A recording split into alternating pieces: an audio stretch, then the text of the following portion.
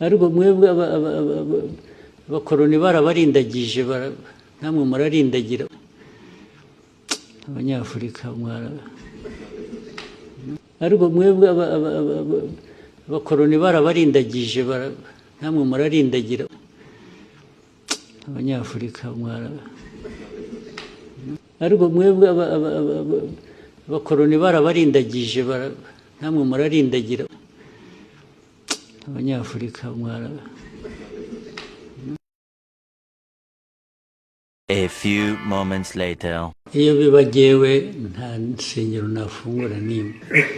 n'ibyo dukora tubikora nyine byose kugira ngo abantu nayo insengero muri development muri ibi byose twavugaga intambara ziri ku isi na survival y'igihugu insengero zifitemo uruhare nazo ziratanga akazi se they are just cheating abenshi they are just cheating ariko mubahehe mwebwe ngewe ibyo mbona ko ari abantu huzuyemo ububande gusa kurwana n'ababande bari mu churches nabyo nta mpuhwe mbifitiye na busa rwose ariko mwebwe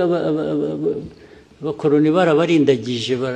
namwe murarindagira ubu ibintu twirwe tuganira ibintu bya church bisengero wagiye